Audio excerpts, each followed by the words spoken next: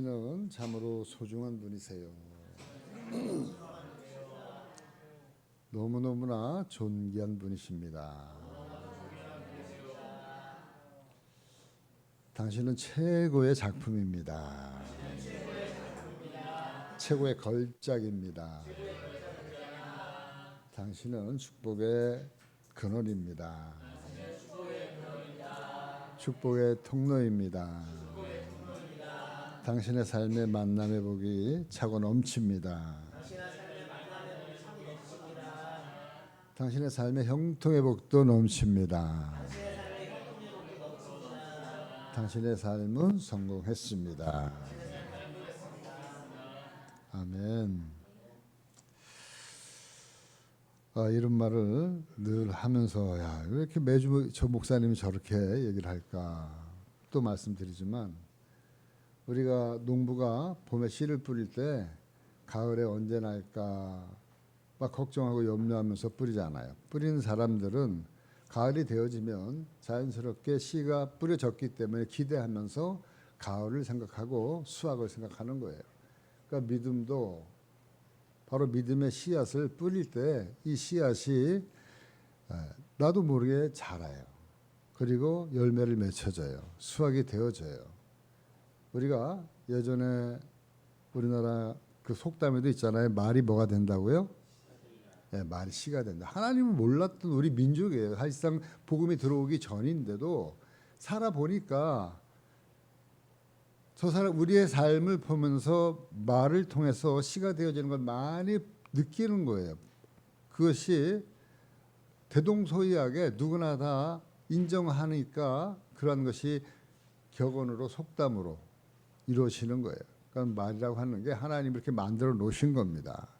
하나님이 그 질서를 말을 통해서 모든 것을 행할 수 있도록 하신 거예요. 그렇기 때문에 저와 여러분들이 평상시에 이런 믿음의 언어를 사용하지 못했을지라도 우리가 주일날 예배를 시작하면서 이렇게 믿음의 씨앗을 뿌리는 거예요. 뿌려놓으면 언제는 반드시 거두게 된다고 하는 사실인 줄 믿습니다. 우리가 지금 이제 시편을 감상하고 있는데 시편의 대부분이 다윗이라고 하는 사람이 시를 썼다 그랬죠. 다윗의 시를 읽고 감상하고 있노라면은 다윗의 시가 왜 성경에 이 성경이라고 하는 하나님 말씀에 기록이 되어져서 수록이 되어져 있는가? 근데 이 시편을 읽고 또 듣고 하다 보면 나도 모르게 감동이 되어지고 느껴지는 게 있어요. 참 이래서 이 시가 우리에게 감동을 주고, 그리고 일반적인 세상 시도 사람들의 감동을 주는데 하나님의 그 감동을 받아서 기록한 이 시가 많은 믿음의 사람들에게 믿음을 주고 감동을 주고 있어요. 그렇기 때문에 다윗이라고 하는 사람은 참으로 위대한 시인이구나. 그 다윗이라는 사람은 정말 하나님에 대해서 깊이 참 잘 알고 있는 사람이구나 이렇게 생각이 들어요. 그래서 참 다윗이 그 위대한 이 시인이었던 다윗이 바로 자기가 알고 있는 하나님을 지금 선포하고 있는 거예요. 하나님이 이러이러한 사람이다. 시를 통해서. 근데 특별히 오늘 말씀 20편 31편의 이 시는 제가 읽으면서 느끼는 감정이 이런 거예요. 한 남자가 한 여자를 열렬히 사랑하는 그러한 그 연애시와 같은 그 시가 바로 오늘 이 시예요. 무슨 시라고요? 연애시. 그러니까 세상 시도 연애시가 참 많아요. 그러니까 예전에는 사랑하는 사람 연애할 때 보면은 뭐 시도 한 편 써가지고 사랑하는 사람한테 이렇게 전해주기도 하고, 또 편지 속에 보면 그러한 그 낭만적인 그러한 그 연애를 예전에 많이 했습니다. 여기서 한 남자는 누구냐면 다윗이고요. 그 다윗이라고 하는 한 남자가 사랑한 여인은 누구냐면 하나님이에요. 하나님. 물론 여기는 한 남자가 성도가 될 수 있고, 그리고 그 성도가 사랑하는 한 여자는 하나님이 되기도 합니다. 자기를 대입시키는 거예요. 오늘 말씀 우리가 시의 결론 부분만 우리가 먼저 읽었습니다.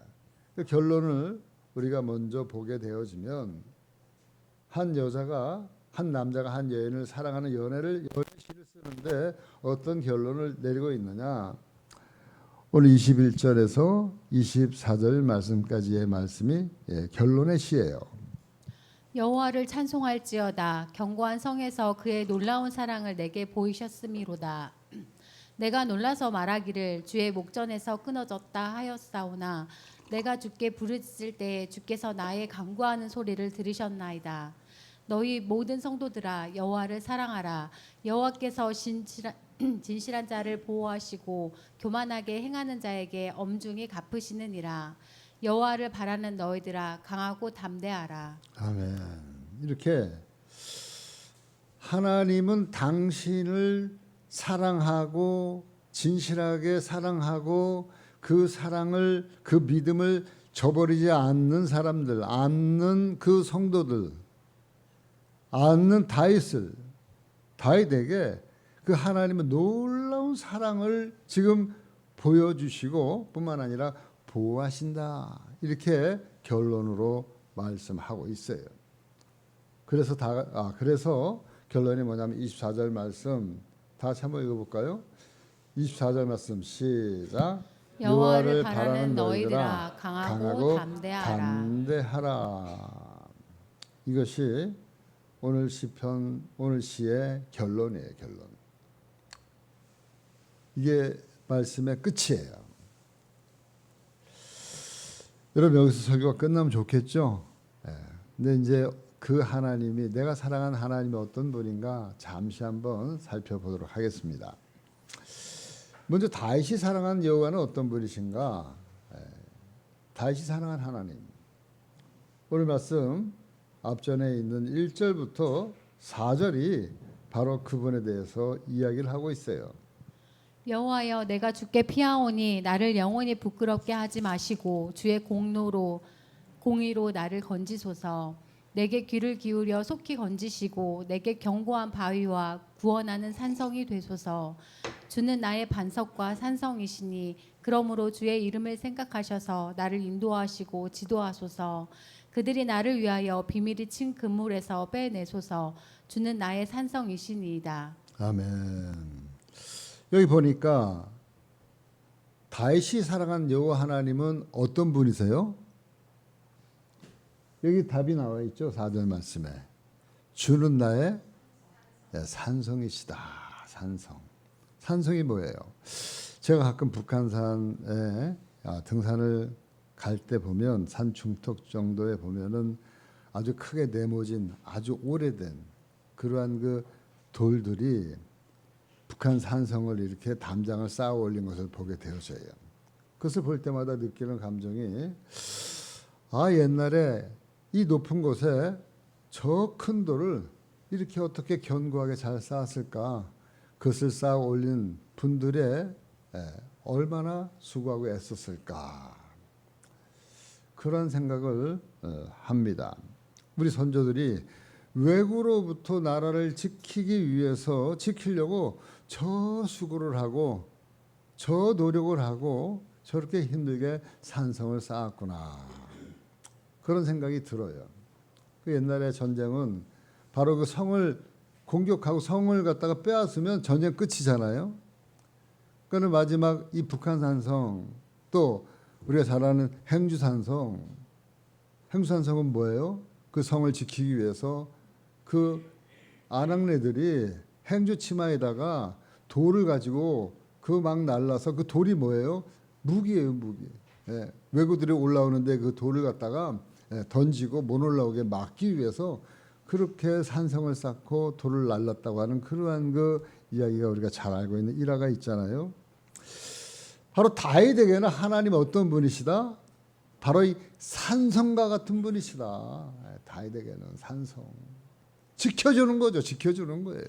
견고하게 지켜주시는 반석과 같은 그러한 분이 바로 하나님이시다. 2절 3절 말씀. 내게 귀를 기울여 속히 건지소서. 내게 견고한 바위와 구원하는 산성이 되소서. 주는 나의 반석과 산성이시니 그러므로 주의 이름을 생각하셔서 나를 인도하시고 지도하소서. 아멘. 내게 견고한 바위와 구원하는 산성이 되소서. 주는 나의 반석과 산성이시니. 예, 그분은 저와 여러분들의 반석이시고 산성이 되어주시는 거예요. 여러분, 우리가 산에 올라갈 때, 조난을 당할 때 커다란 바위 틈에 들어가서 견디잖아요. 그 어떠한 것도 그 바위를 뚫을 수가 없어요. 그런데 다윗이 참 정말 시인은 시인이에요. 3절 말씀에 보니까 이렇게 이야기를 합니다.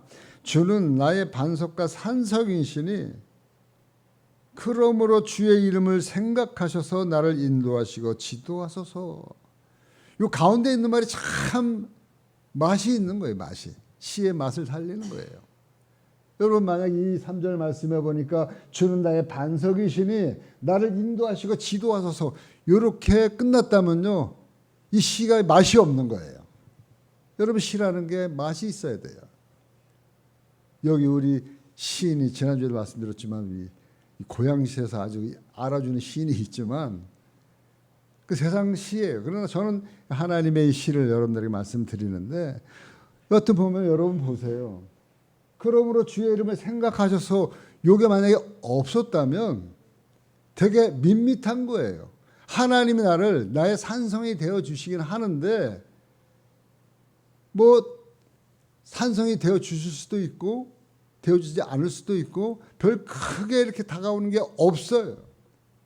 그런데 제가 이 말씀을 읽어보면서 다가오는 게 뭐냐 하면, 그러므로 주의 이름을 생각하셔서, 주의 이름이 뭐예요? 산성이신데, 당신을 내가 산성으로 믿는데 산성이신 당신이 당신 스스로의 그 이름값을 생각하셔서 나를 지도하시고 인도해 주시옵소서.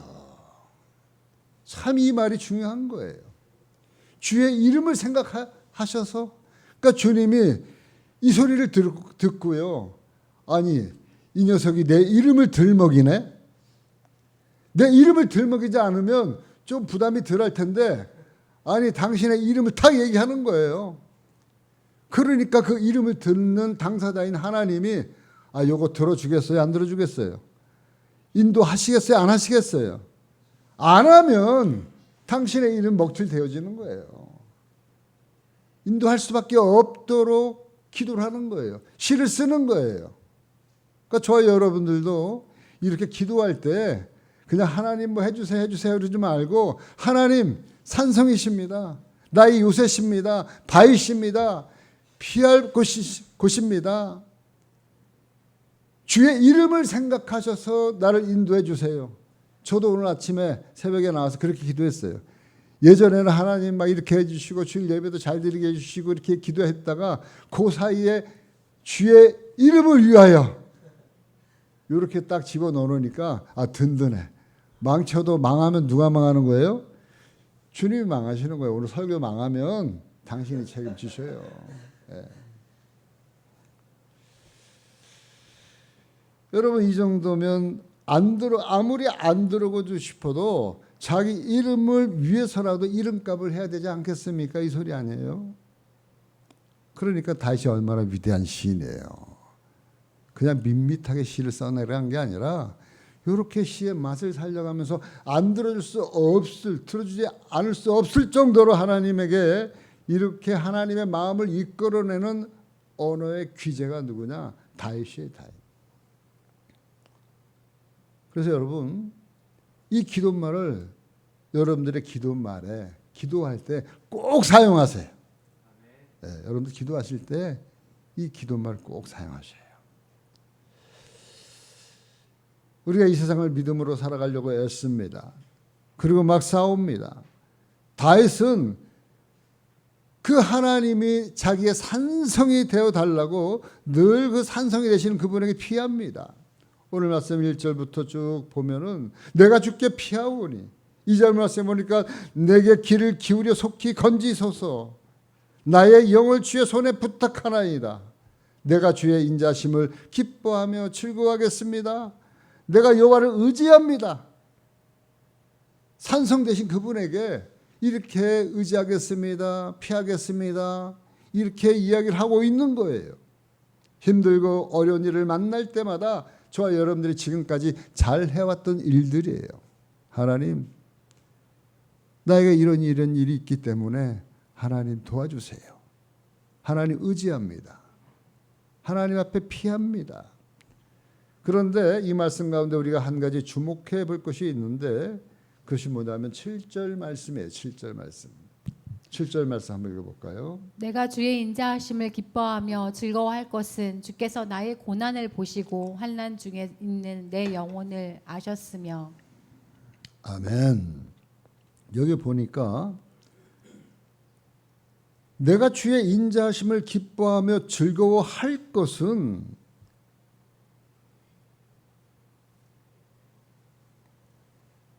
지금 다윗은 하나님에게 먼저 즐거워하겠다고 얘기하고 있는 거예요. 다윗은 지금 먼저 주의 인자하심을 기뻐하겠다고 얘기하고 있는 거예요. 그것을 다짐하고 있는 고백이에요. 무엇 때문에 그렇게 할 것이라고 다짐하고 있습니까? 주께서 나의 고난을 보시고 환난 중에 있는 내 영혼을 아셨으며, 그리고 다음 절 보니까 나를 원수의 수중에 가두지 아니하셨고 내 발을 넓은 곳에 세우셨음이니이다.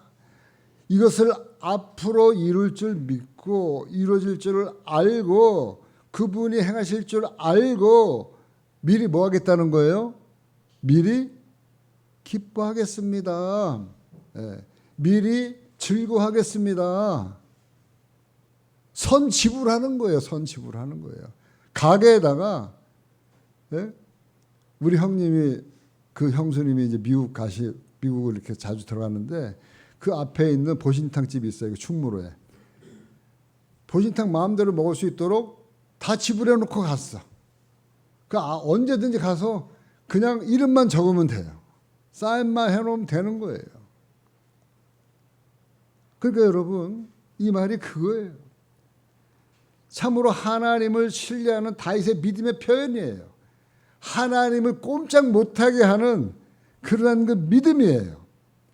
그러니까 여러분, 다윗의 시는요, 구구절절마다 바로 하나님의 마음을 이끌어내는 그러한 그 탁월한 그 언어의 기술이 있어요. 마술이 있어요. 다윗이. 바로 이런 거예요. 이런 거. 이루실 줄 알고 미리 선지불하겠다는 거예요. 뭐를요? 감사를. 미리 기쁨을, 미리 즐거움을 이렇게 하겠습니다. 일종의 다짐이에요. 순서가 바뀐 거죠. 받고 감사하겠습니다가 아니라는 거예요. 이미 받기 전에, 이루어지기 전에 내가 먼저 하나님 앞에 즐거워하는 거예요. 너 왜 즐거워해? 하나님 이렇게 해주실 거야. 안 해주시면 뭐예요? 또 사람들이? 저는 미친놈이에요. 왜? 이루어지지도 않을 때 혼자 즐거워하고 좋아하고, 안 이루어지면 뭐라 그러겠어요? 봐봐, 그 사람 하나님 계시면 그렇게 너 미친 짓 하고 먼저 웃고 기뻐하고 즐거워하고. 근데 하나님 이루어 주셨어. 그러면은 그것을 바라보는 사람들이 하나님 믿겠어요, 안 믿겠어요? 믿을 수밖에 없는 거 아니겠습니까? 그러니까 이것은 뭘 얘기하는 거예요? 다윗이라는 사람은 하나님에 대한 무한 신뢰예요. 무한 신뢰. 하나님을 신뢰하는데 무한 신뢰하는 거예요. 여러분, 우리가 지금 처하고 있는 현실을 보고 있느라면 참으로 막막해요. 감사보다도 불평한 일이 눈만 뜨면은 아주 산더미처럼 산적해 있어요. 지금 이 땅에서, 이 대한민국에서 살아가는 우리들이 얼마나 하루하루가 살아가는 것이 힘들게 산재해 있는지 몰라요. 감사는 무슨 감사예요. 그런데 바로 다윗도 우리랑 별반 다르잖아요. 다윗은 뭐 대단해가지고 우리보다 훨씬 믿음이 좋아서, 우리보다도 훨씬 환경이 좋아서 왕이라서 다윗은 얼마든지 감사할 거야, 이렇게 생각하고 있지만, 오히려 우리보다 더 많은 고통, 더 많은 어려움을 겪은 사람이 누구냐면 다윗이에요. 다윗. 그러니까 여러분 다음 절에 바로 이렇게 얘기합니다. 9절 말씀에 여호와여 내가 고통 중에 있사오니 내게 은혜를 베푸소서. 내가 근심 때문에 눈과 영혼과 몸이 쇠하였나이다. 여기서 내가 누구예요? 다윗이란 말이에요. 다윗이 뭐라 그래요? 여호와여 내가 고통 중에 있사오니. 얼마나 고통 중에 있사오면 내가 근심 때문에 눈과 영혼과 몸이 쇠하였나이다. 여러분 근심 많이 하면요 몸에 병이 와요. 몸이 쇠해져요. 이건 확실한 진리예요. 그렇기 때문에 우리 하나님이 뭐라 그래요? 염려하지 마라. 항상 기뻐하라. 하나님이 그렇게 말씀하셔 놓은 거예요. 왜? 근심하면 나도 모르게 내 몸에 병이 들어와요. 정말 그래요. 제가 그때 살아오면서 수많은 사람들 보아왔는데 대부분 병든 사람들, 아픈 사람들 보면 그 시발점이 근심에서부터 시작되어지는 거예요. 소위 얘기하면 근심은 뭐예요? 스트레스. 물론 스트레스 없이 살 수는 없지만 그럼에도 불구하고 선 감사하라는 거예요. 선 기뻐하라는 거예요. 선 즐거워하라는 거예요. 그런데 다윗은 엄청난 고통 중에서 엄청난 스트레스를 받고 눈과 영혼과 몸이 쇠하여. 10절 말씀 볼까요? 10절 말씀 다음 절. 내 일생을 슬픔으로 보내며 나의 연수를 탄식으로 보내며. 아멘. 여기 보니까 이 정도면 얘기 다 한 거 아니에요? 다윗이 뭐라 그랬어요? 내 일생이 슬픔으로 보내어졌고 나의 연수를 탄식으로 보냈다. 이게 우리가 부러워하는 다윗의 고백이에요. 예? 이것이 다윗의 일생이에요. 물론 시적 표현으로 약간의 과장법이 있을 수 있어요. 그러나 과장법보다도 더 힘들게 살았던 사람이 다윗이라는 것을 우리는 성경을 통해서 잘 알고 있어요. 다윗의 삶이 그렇게 항상 늘 꽃길만 걸었던 사람이 아니라는 거예요.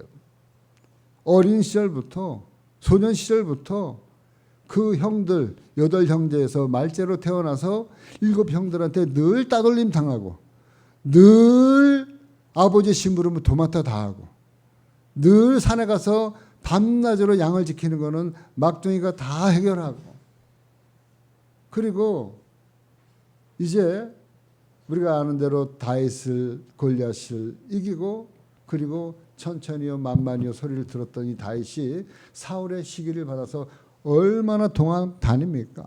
10년을 도망 다니는 거예요. 도망가서 별짓을 다 합니다. 그냥 거짓 충성해가지고요 이웃나라 왕에게 거짓 충성해서 충성 맹세를 하고요. 또 어떤 나라 가면 다윗을 죽이려고 하니까는 자기 얼굴의 수염에 침을 갖다가 다 발라가지고 미친 사람처럼 죽이려고 하니까는 미쳐 있는 거야. 네? 우리 어릴 때 보면 동네 미친 사람 하나씩 있잖아요. 막 침 흘리고. 그러니까 보니까 다윗이야. 옛날에 자기들 나라 골리앗을 죽였던 다윗인데 지금 보니까 젊은 사람이 침 흘리면서 미쳐 있어. 그러니까 죽이려고 하니까 안 됐어. 그래서 살려두는 거예요. 그 일부러 살아가려고 목숨 부지하려고. 여러분 그리고 그의 말년에는 자기 아들 압살롬이라는 아들이 있는데 그 아들이 반역을 해가지고 아버지 왕을 쫓아내요. 그래서 그 아버지 다윗이 아들로 인해서 야반도주를 하는 거예요. 목숨아 날 살려라. 그것도 자기를 갖다 죽이려고 하는 사람이 누구예요? 아들이에요. 아들. 여러분 생각을 해보세요. 아들이 조금만 섭섭하게 해도 마음이 괴로운데 이걸 섭섭한 게 할 정도가 아니라 아예 반역을 일으킨 거예요. 그래서 아버지를 죽이려고 추적해 오니까 야밤에 도망간 거예요. 걸음을 날 살려라 하고. 그래서 쓴 시들도 많아요. 제가 사실상 그 시 34장이 그 시인데 그 시를 가지고 오늘 설교를 하려고 했는데 보니까는 여기 나와 있는 이 말씀이 더 마음에 감동이 되어져서 31장으로 바꿨어요. 그런 얘기들이 이 시편에 줄기차게 있는 거예요. 다윗의 고난 받는 가운데서 쓴 시들이. 그래서 이렇게 얘기합니다. 오늘 말씀 11절에서 13절 말씀에 이렇게 이야기해요. 내가 모든 대적들 때문에 욕을 당하고 내 이웃에게서는 심히 당하니 내 친구가 놀라고 길에서 보는 자가 나를 피하였나이다. 내가 잊어버린 바 됨이 죽은 자를 마음에 두지 아니함 같고 깨진 그릇과 같으니이다. 내가 무리의 비방을 들었으므로 사방이 두려움으로 감싸였나이다. 그들이 나를 치려고 함께 의논할 때에 내 생명을 빼앗기로 꾀하였나이다. 아멘. 여러분 지금 이 내용이 조금 전에 말씀드렸던 그런 그 삶에 자기 삶의 뒤안길을 돌아보면서 그 당시에 그 아팠던 그 감정을 지금 여기에다가 다 지금 쏟아놓고 있는 거예요. 바로 사울을 피해서 도망 다닐 때 그 감정, 또 아들의 그 압살롬 아들의 반역을 당하면서 야반도주에서 겪었던 그 감정들이 다윗의 내리 속에서 떠나지 않기 때문에 지금 이 감정을 드러내고 있는 이야기를 하고 있는 거예요. 내가 모든 대적들 때문에 욕을 당하고 내 이웃에게서는 심히 당하니. 그 이웃이 누구겠어요? 네?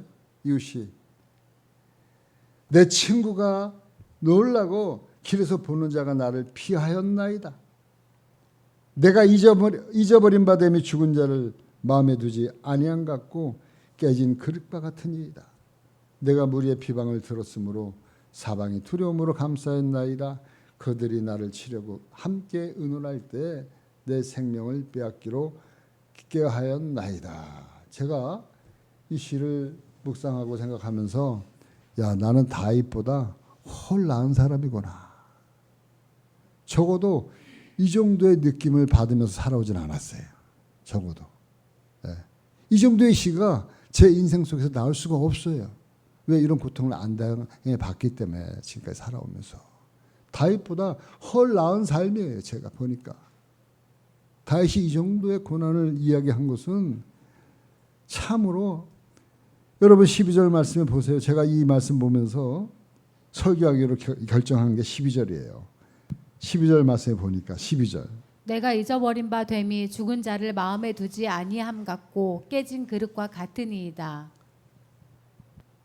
여러분 다윗이 겪었던 가장 심각한 그런 아픔은 뭐냐면 자기가 가장 비참한 자신의 존재가 이렇게 잊혀져 간 그것이 다윗에게 가장 비참했던 거예요.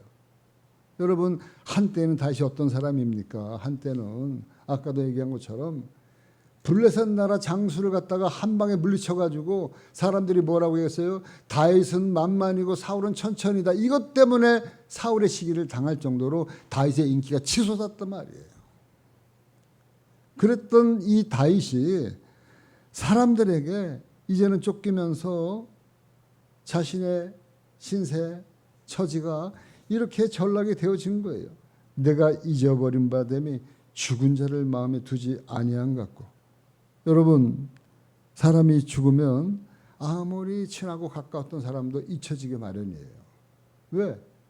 잊어야지 현실을 살아가는 거니까. 아무리 사랑했던 사람일지라도 일단 죽으면 그 마음을 우리가 묻어요. 마음을 닫아요. 마음에 두지 않아요. 왜? 현실을 또 인지하고 살아가야 되기 때문에. 그런데 다윗은 버젓이 지금 살아있어요. 살아있는데 이런 죽은 사람 취급을 당하고 있다는 거예요. 네? 살아있는데 그런 감정을 지금 느끼는 거예요. 철저하게 버림받은. 철저하게. 사람들로부터. 그러면서 뭐라고 얘기합니까? 자신을 깨진 그릇 같다고 표현하고 있는 거예요. 깨진 그릇. 깨진 그릇은 뭐예요? 아무짝에도 쓸데없는 것이, 쓸모없는 것이 깨진 그릇이에요. 혹이나 깨진 그릇 뭐 설거지하다 깨트리면 빨리 주워가지고 이렇게 보관해서 버려요. 왜? 갖고 있다가 손이라도 빌까 봐. 다윗이 그러한 존재가 되어진 거예요. 자기 자신이. 여러분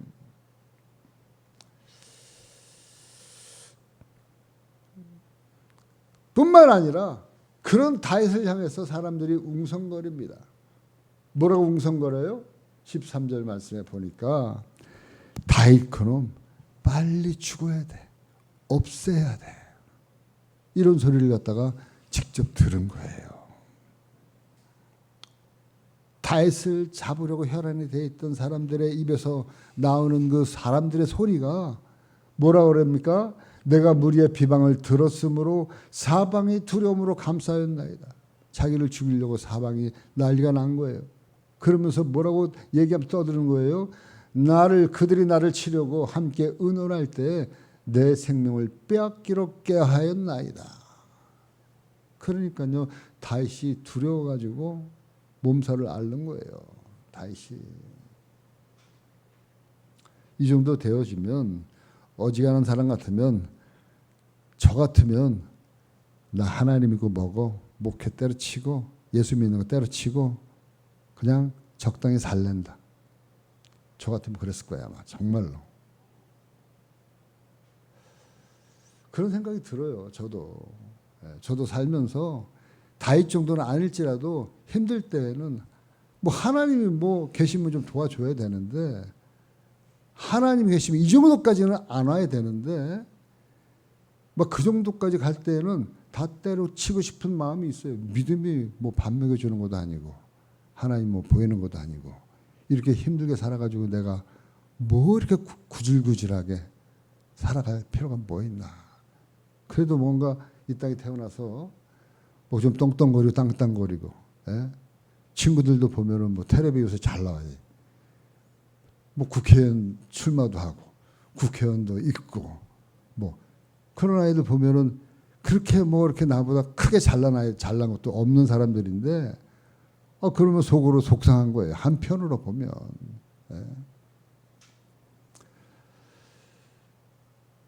이 정도 되어지면 사울을 찾아가서 다윗도 목숨만 살려달라고 애걸하였음직도 합니다만 다윗은 그런 와중에도 이렇게 고백을 하고 있어요. 뭐라고 고백을 하고 있냐면 14절, 15절, 16절 여호와여 그러하여도 나는 주께 의지하고 말하기를 주는 내 하나님이시라 하였나이다. 여호와여 그런 와중에도 다윗이 뭐라고 얘기했어요?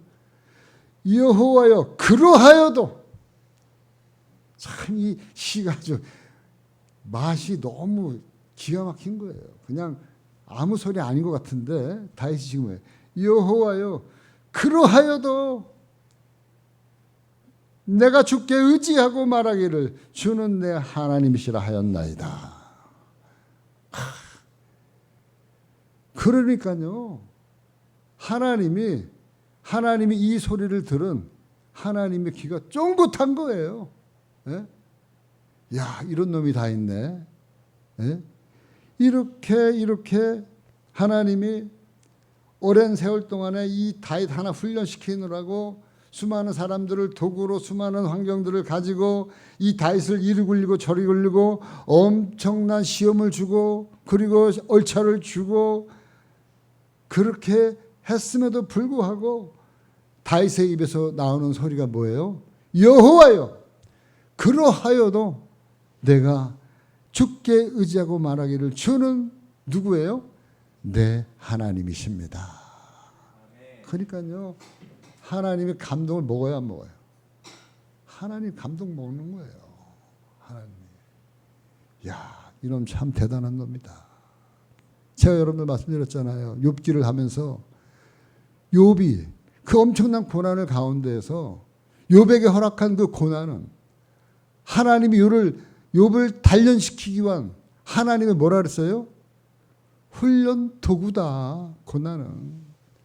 이 다윗은 그걸 알고 있었던 것 같아요. 자기가 받은 수많은 고난은 하나님이 자기를 단련하고 훈련시키기 위한 하나님의 훈련 도구이기 때문에 내가 그러하여도 여호와여 그러하여도 내가 주를 의지하고 주는 내 하나님이니이다. 이렇게 지금 고백을 하고 있는 거예요.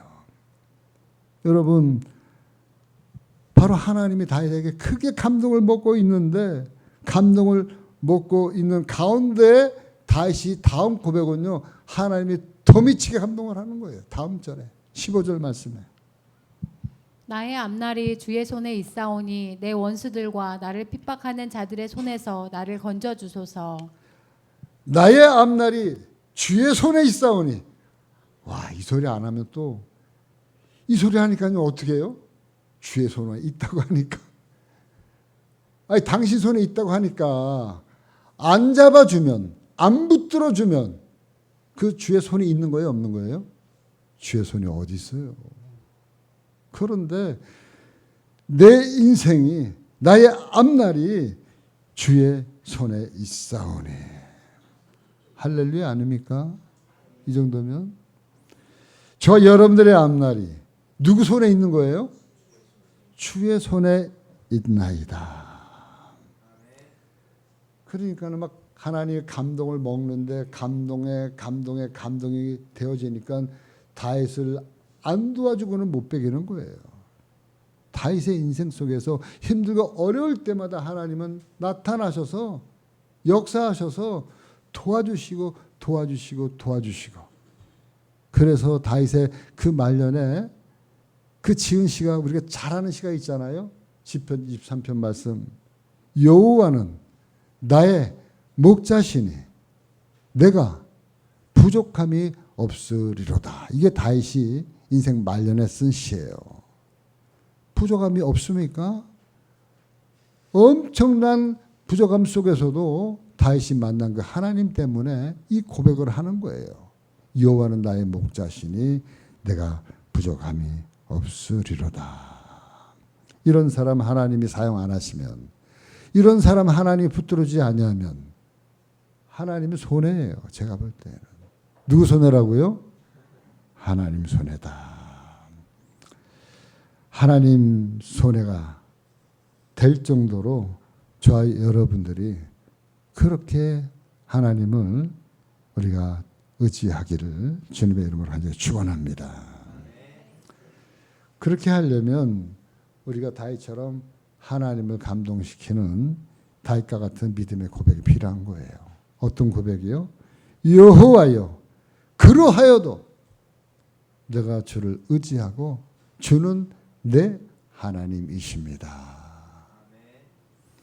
나의 앞날이 주의 손에 있습니다.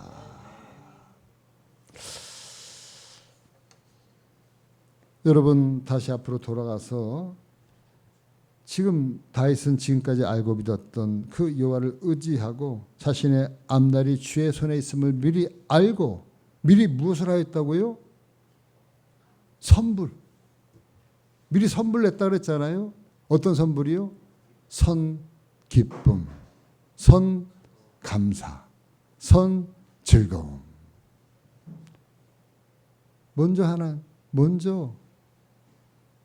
먼저 선불 내는 게 선불 내는 삶을 살았다 그런 거예요. 여러분 이것이 다윗의 신앙이 있습니다. 주의 인자하심을 선 기뻐하고 주의 인자하심을 선 즐거워하고 다윗을 감동시키는 다윗의 믿음은 끝까지 선 감사의 신앙으로 살았다는 거예요. 끝까지.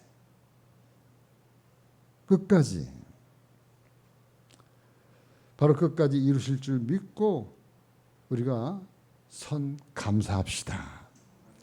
우리가 받은 것으로 알고 우리가 하나님 앞에 선 기뻐합시다. 선 즐거워합시다. 참 이게 어려운 건데 한번 이제 도전 한번 해봐요. 저도요 항상 얼굴이 이렇게 감사하고 기뻐하고 그렇지 못해요.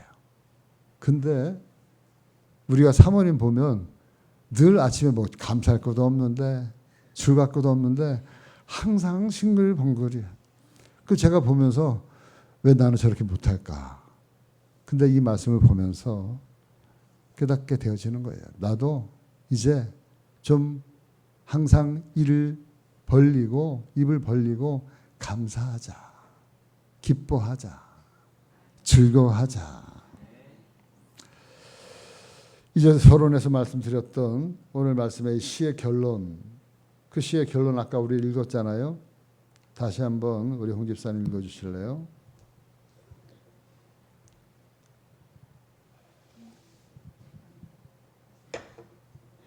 여호와를 찬송할지어다. 견고한 성에서 그의 놀라운 사랑을 내게 보이셨음이로다. 내가 놀라서 말하기를 주의 목전에서 끊어졌다 하였사오나 내가 주께 부르짖을 때에 주께서 나의 간구하는 소리를 들으셨나이다. 너희 모든 성도들아 여호와를 사랑하라. 여호와께서 진실한 자를 보호하시고 교만하게 행하는 자들에게 엄중히 갚으시느니라. 여호와를 바라는 너희들아 강하고 담대하라. 아멘. 그러니까 우리 하나님은요, 완전한 인격자세요. 하나님은. 그렇기 때문에 우리가 감동을 주면은, 감동을 드리면은 그분은 감동을 받아요. 감동을 받은 그 하나님은 감동을 받은 대로 우리에게 그대로 은혜를 베풀어 주세요. 우리가 이루어질 줄을 믿고 선 감사하면, 선 기뻐하면 하나님의 감동을 받아요. 그리고 그분을 끝까지 믿고 신뢰하고 사랑하면 그분은 놀라운 사랑으로 우리에게 보여주셔요. 그리고 우리를 보호하셔요. 사랑하는 성도 여러분, 우리 사랑하는 우리 늘푸른교회 모든 성도들은 바로 이렇게 하나님을 감동시키는, 그래서 하나님의 감동을 우리가 맛보고 살아가는 모든 성도들 되어지기를 주님의 이름으로 간절히 축원합니다. 아멘.